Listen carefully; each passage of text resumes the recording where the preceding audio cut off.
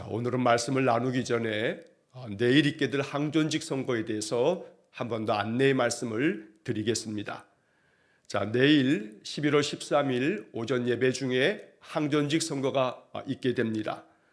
자, 먼저는 대면 투표를 권장합니다. 여러분 예배당에 출석하셔서 이렇게 다 함께 있는 공동의 자리에서 대면 투표를 하는 것이 손쉽고 또 그렇게 하면 또 온 성도들이 또 함께 또 모이고 또 함께 인사 나눌 수 있으니까 여러분 대면 투표를 꼭 적극적으로 또 참여해 주시기를 부탁을 드리겠습니다. 그러나 부득이하게 내일 출석하여 대면 투표 참여하기 어려운 분들을 위해서 이번에 전자투표를 우리가 함께 병행을 합니다. 자, 전자투표를 하기를 원하시는 분들은 오늘과 내일 예배 전까지는 저에게 카카오톡이나 또 문자를 통해서 내일 전자투표를 저는 하겠습니다 라고 여러분 문자를 좀 보내주시기 바랍니다. 문자를 보내주신 분에 한해서 내일 전자투표 할 수 있도록 전자투표 용지를 여러분들의 링크된 주소를 발송하게 될 겁니다. 왜냐하면 그렇지 않으면 전자투표의 그 인터넷 주소를 그냥 일반적으로 그냥 다 공개하게 되면 우리 교인이 아니어도 뭐 그럴 리는 없겠습니다만 누구나 다 그냥 참여를 하게 되거나 또 네이버 아이디가 1개, 2개, 3개 있으면 그것을 다 투표를 할 수 있기 때문에 여러분 투표를 공정하게 관리하는 입장에서 내일 투표를 하실 분들은 전자투표를 부득이하게 하시는 분들은 여러분 전자투표를 하실 여러분들의 핸드폰으로 저에게 문자를 보내주시면 제가 그 핸드폰으로 다시금 전자투표할 수 있는 그러한 인터넷 주소를 보내드리도록 하겠습니다. 자, 전자투표 하실 분들은 제가 지난 주일에도 쭉 말씀을 드렸습니다만 본인의 스마트폰이 있어야 되고 자, 본인 스마트폰에다 네이버 앱을 설치하셔야 됩니다. 여러분 네이버, 다음 이렇게 인터넷 포털 그 업체에서 제공하는 그 프로그램이죠. 자, 이 네이버가 설치되어져 있어야 되는데 혹시 네이버가 설치되어져 있지 않다면 여러분 삼성 핸드폰이나 또 LG 핸드폰이나 애플의 아이폰이 아닌 핸드폰들은 플레이스토어에 들어가셔서 네이버 이렇게 검색하시면 무료로 설치를 하실 수가 있습니다. 자, 네이버가 설치되신 분이나 또 설치가 안 되었어도 플레이스토어에서 다운을 받으신 다음에 네이버에 로그인을 하셔야 됩니다. 만약에 네이버에 아이디가 없으신 분들은 여러분 회원 가입을 하시게 되면 됩니다. 그래서 회원 가입을 하시고 네이버에 로그인을 한 상태로 그대로 두시면 됩니다. 오늘 중으로 네이버가 없으신 분들은 설치를 좀 하시고 있으신 분들은 네이버 아이디로 또 로그인을 미리 해 두시는 것도 좋은 방법입니다.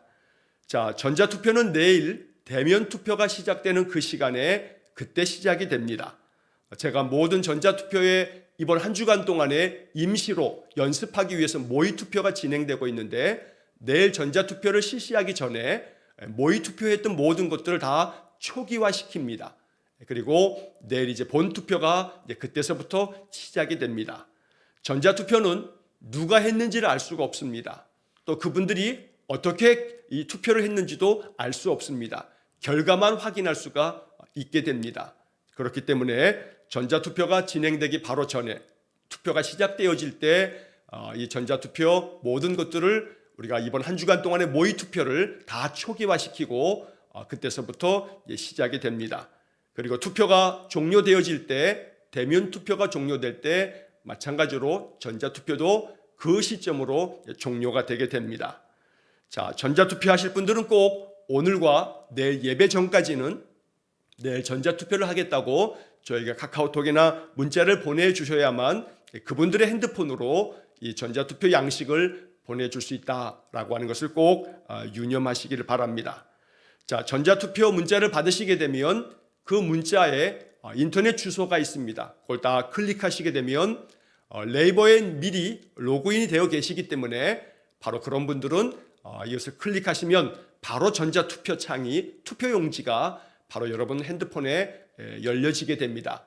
그러면 그곳에다 장로 2명 또 안수집사 3명, 권사 5명.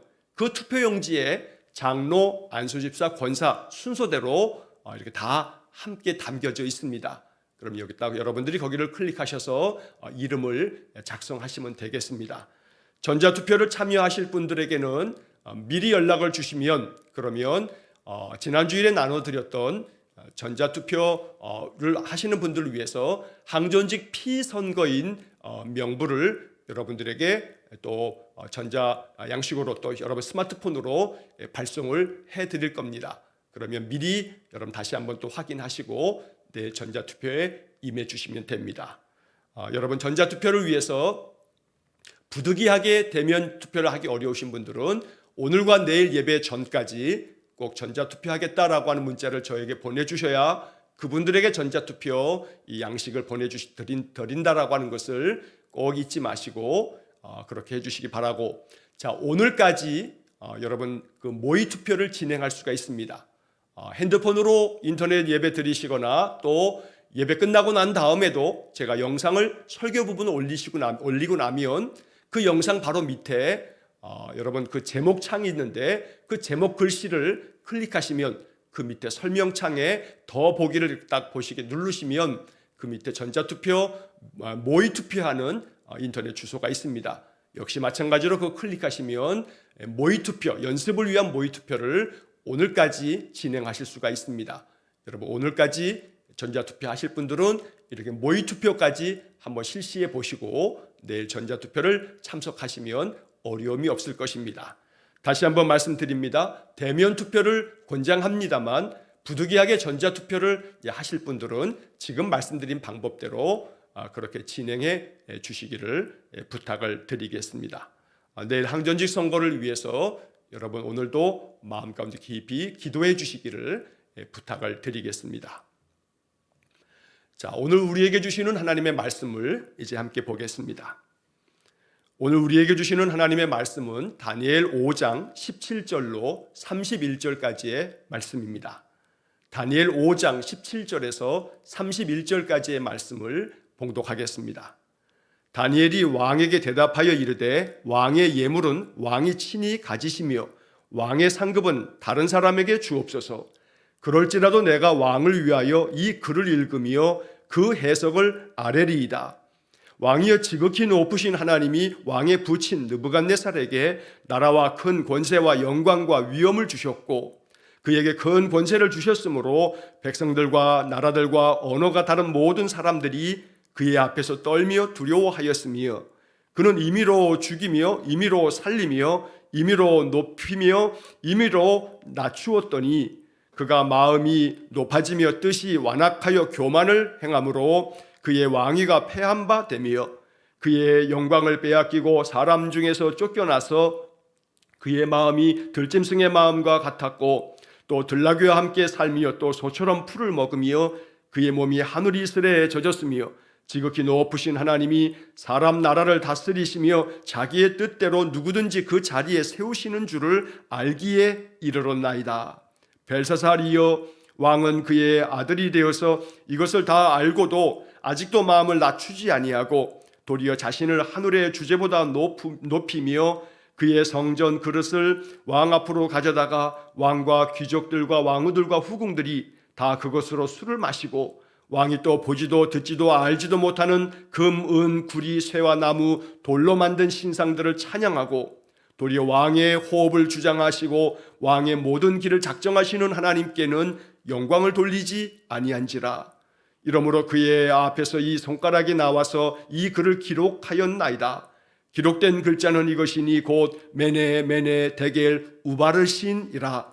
그 글을 해석하건대 메네는 하나님이 이미 왕의 나라의 시대를 세워서 그것을 끝나게 하셨다 하미요, 데겔은 왕을 저울에 달아보니 부족함이 보였다 하미요, 베레스는 왕의 나라가 나뉘어서 메대와 바사 사람에게 준바되었다 함이니이다 하니, 이에 벨사살이 명하여 그들이 다니엘에게 자주색 옷을 입히게 하며 금사슬을 그의 목에 걸어주고 그를 위하여 조서를 내려 나라의 셋째 통치자로 삼으니라. 그날 밤에 갈대아 왕 벨사살이 죽임을 당하였고 메대 사람 다리오가 나라를 얻었는데 그때의 다리오는 62세였더라. 아멘. 자, 어제 말씀에 이어서 오늘 5장 17절로 31절까지의 말씀을 읽었습니다. 자, 이 5장의 이야기는 다리오 왕에 대한 이야기입니다. 어제도 말씀드린 것처럼 다리오 왕의 이야기에 있어서 오늘 본문에서 느부갓네살이 다리오의 부친이라고 이렇게 기록이 되어 있고, 또 이 다리오는 느부갓네살의 아들이라고 이렇게 기록이 되어져 있습니다.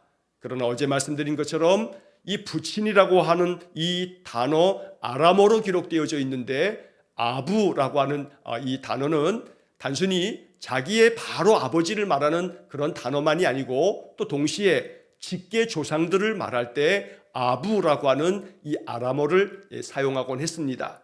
그래서 우리는 이 본문의 이야기 속에 부친 혹은 아들이라고 하는 말은 바로 나를 낳으신 아버지, 내가 낳은 아들, 이렇게 우리가 읽을 수도 있겠습니다만, 그러나 역사적으로 볼 때는 이것은 나의 직계 조상 혹은 나의 직계 후손, 이렇게 읽는 것이 더 합당한 말씀이 됩니다. 그래서 세번역 성경에서는 오늘 본문에서 우리가 22절에서 보겠습니다만, 22절에 아들이라고 하는 이 단어를 주석하면서 그 성경 밑에 바로 후계자 혹은 자손이라고 이렇게 함께 이것을 번역해 놓은 것을 볼 수가 있습니다.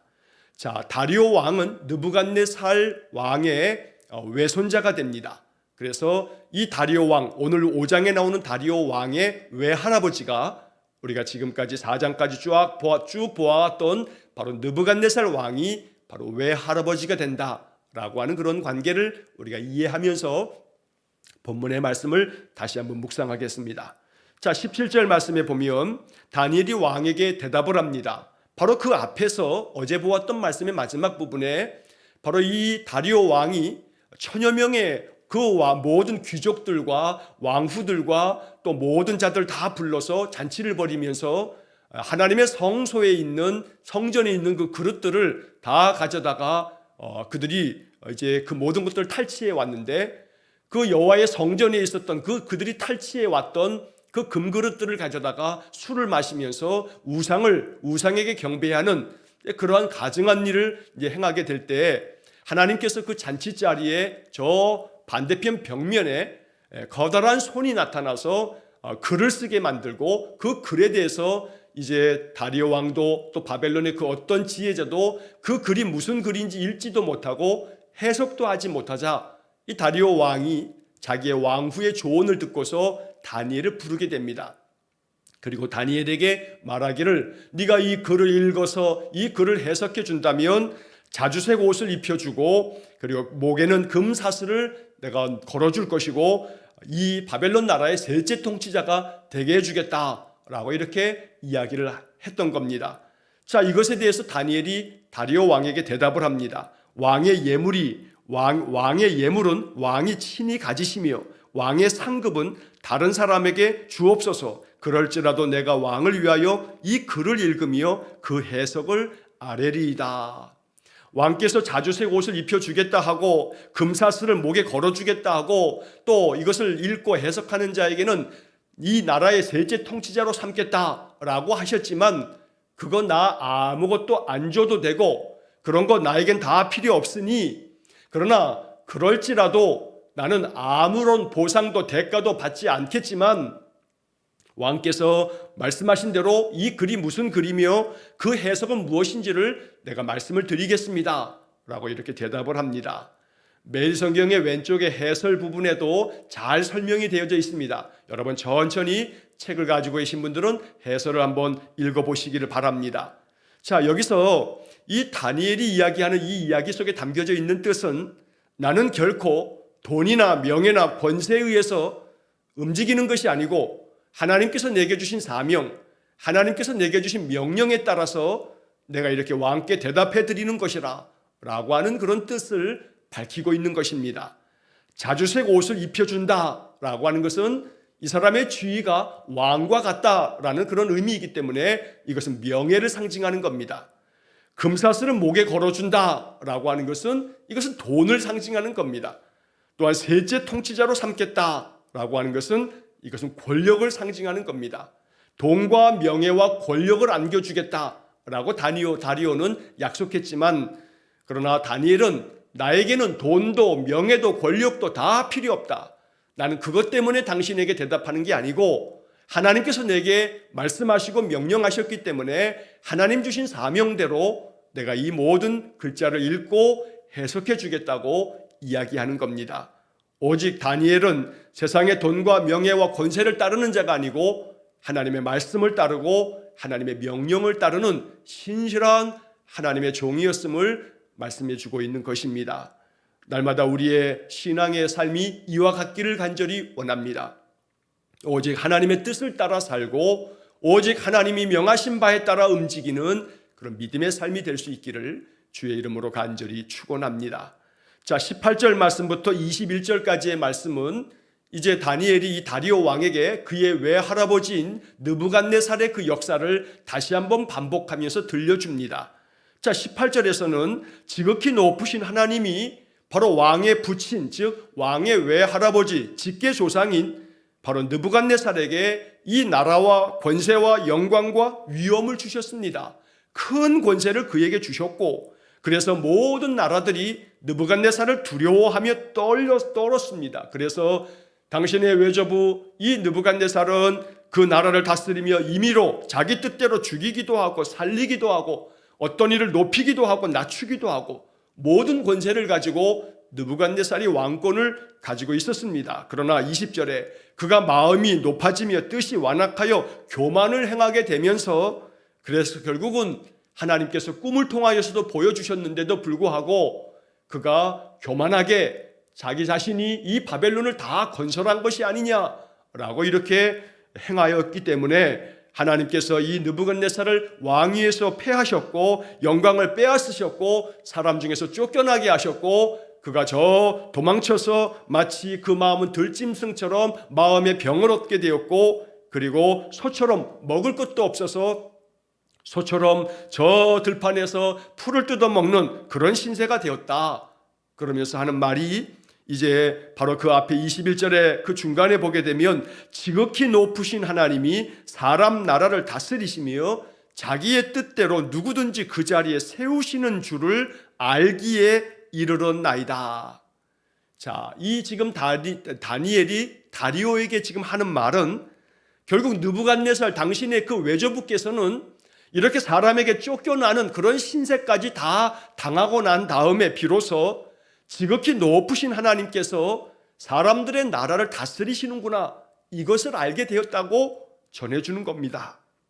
그리고 하나님께서 자기의 뜻대로 누구든지 그 자리에 세울 수 있다라고 하는 것도 당신의 외조부 느부갓네살이 이것을 다 알게 되었었노라고 이제 다리오 왕에게 이 이야기를 들려주는 겁니다. 자, 다리오가 모를 리가 없습니다. 자기의 먼 조상도 아니고 자기의 외할아버지가 겪었던 일이기 때문에 다리오가 충분히 알만한 일입니다.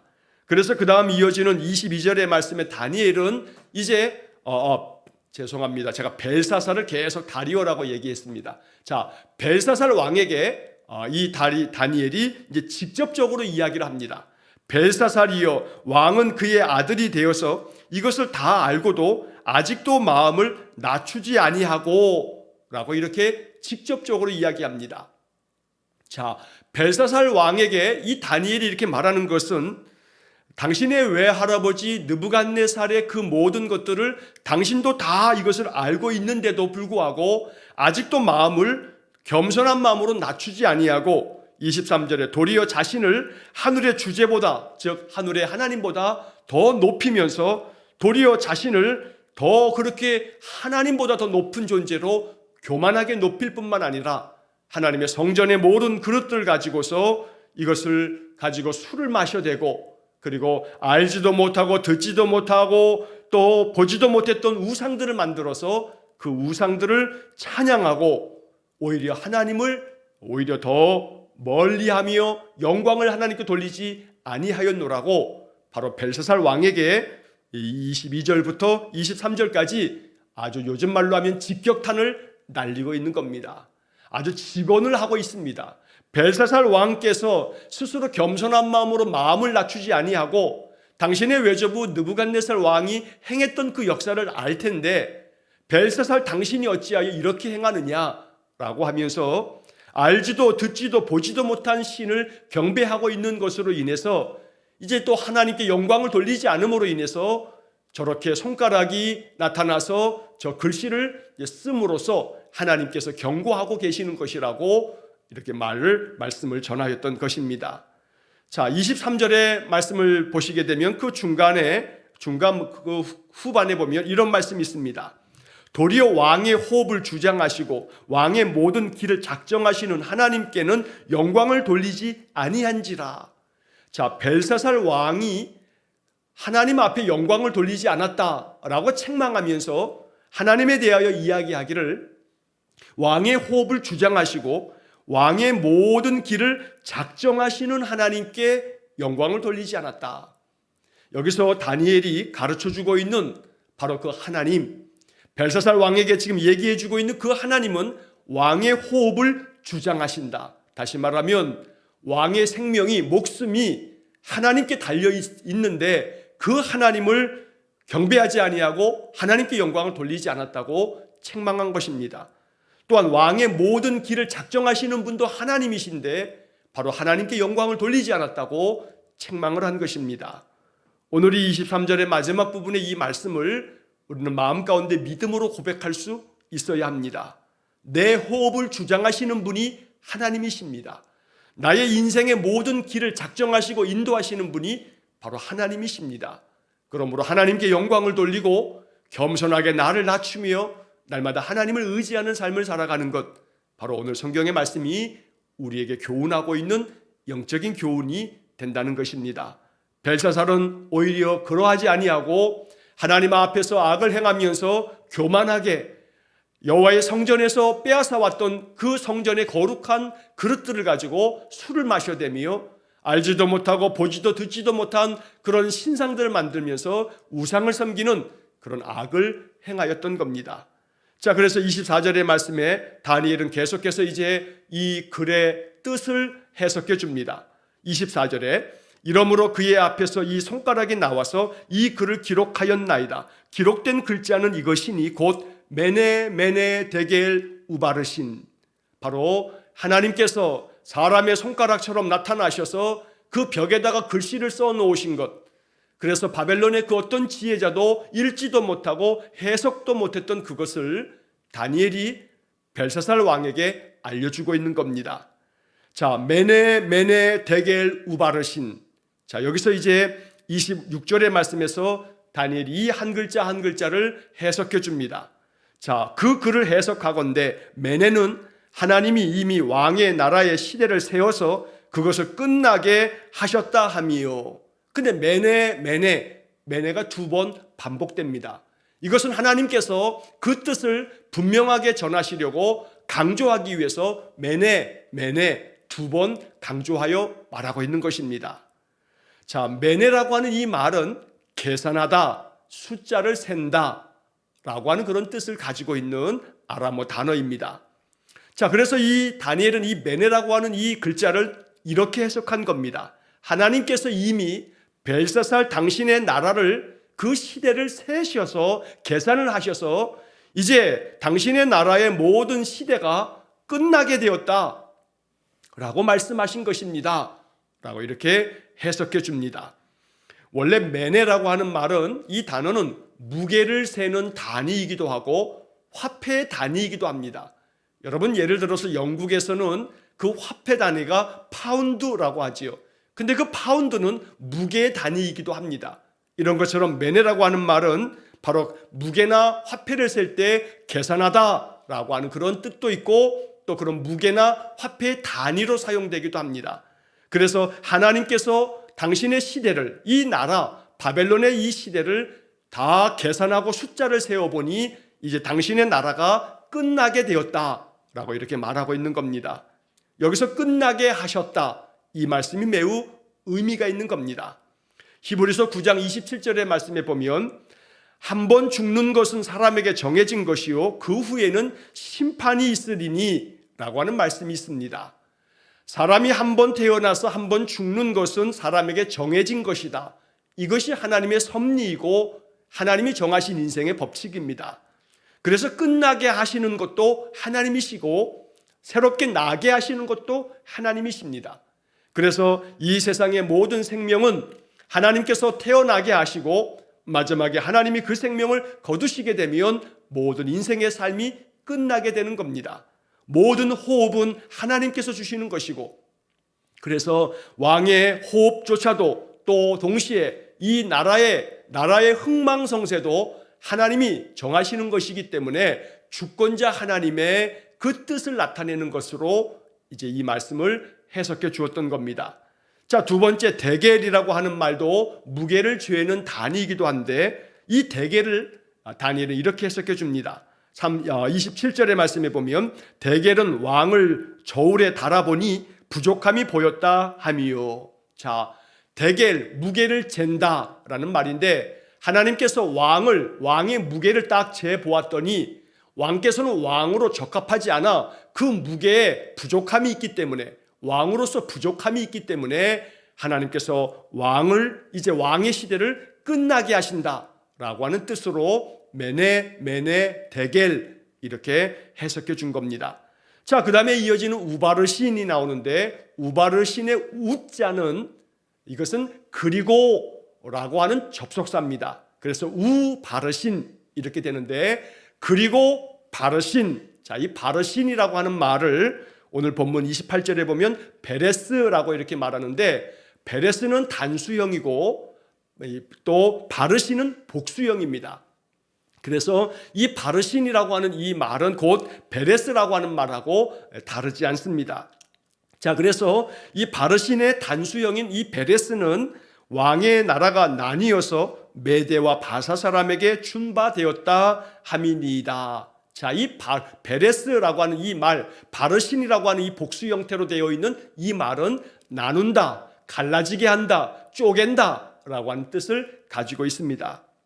그래서 하나님께서 왕으로 하여금 이제 왕의 시대가 끝났기 때문에 이 나라를 나누어서 쪼개서 메대와 바사 나라에 넘겨주시게 된다라고 하는 그런 뜻이라고 해석을 해 주었던 겁니다. 자, 여기 메대와 바사 사람이라고 되어 있습니다만 바벨론이 망하고 난 다음에 페르시아가 등장합니다. 자, 그런데 페르시아가 등장하기 전에 그 중간에 과도적인 그런 과정에서 메대와 바사 나라가 있습니다. 성경에는 바사라고 되어 있습니다만 바사가 우리가 알고 있는 페르시아를 성경은 바사라고 부릅니다. 자, 그런데 이 메대 나라의 왕이 오늘 30절 31절의 말씀에 바로 이 메대 사람 다리오가 이 나라를 차지하게 된다라고 하는 구조를 보게 됩니다. 자, 메대 나라의 왕이었던 이 다리오는 바로 페르시아의 첫 번째 왕, 바로 고레스의 삼촌이 됩니다. 외삼촌이 됩니다. 처음에는 메대와 바사가 연합군을 이루어서 바벨론을 침공합니다. 그래서 이 벨사살 왕을 죽이게 되는 겁니다. 그래서 이 메대의 다리오 왕이 이 바벨론의 벨사살 왕을 죽이고 나라를 얻었다라고 30절 31절에 기록되어져 있습니다. 그때 이 다리오 왕의 나이가 62세였다라고 이렇게 되어져 있고, 이 다리오 왕의 조카뻘에 되어지는 고레스가 우리가 성경에서 자주 보게 되는 바로 바사 페르시아 나라의 고레스 왕이 된다는 겁니다. 자, 이렇게 해서 이제 하나님께서는 메네 데겔 우바르신이라고 하는 그 벽에 쓰여져 있는 글자를 다니엘로 하여금 해석해 주게 만들었습니다. 그러자 29절의 말씀에 보면 이 벨사살 왕이 자기가 약속한 대로 다니엘에게 자주색 옷을 입혀주고 금사슬을 그의 목에 걸어주고 조서를 내려서 바벨론의 셋째 통치자로 그를 삼게 되었다라고 이렇게 말씀하고 있습니다.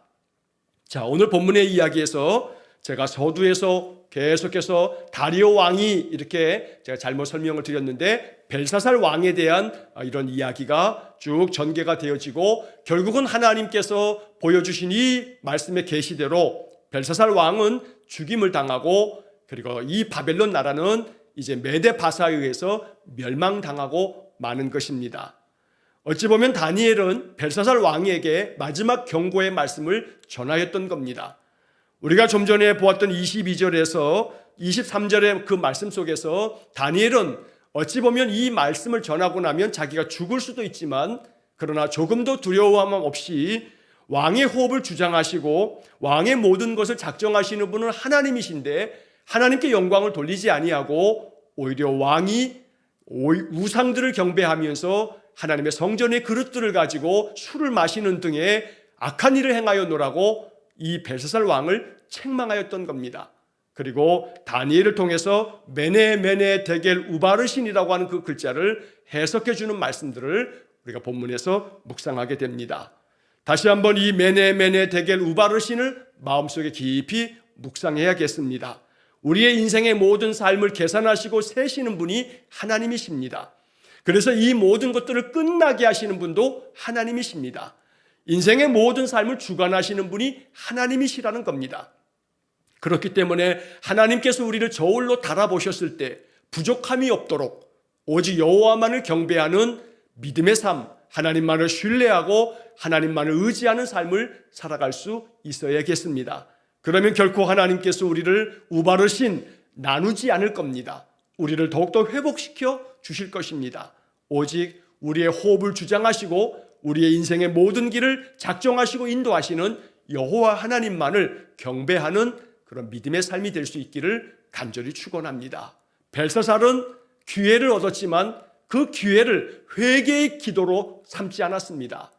느부갓네살은 하나님 앞에 내가 여호와 하나님이 모든 것들을 주관하시는 그러한 지극히 높으신 분이라는 것을 내가 알지 못하였다고 고백하면서 그는 하나님께 경배를 돌렸던 것을 우리가 앞의 장에서 읽은 바가 있습니다.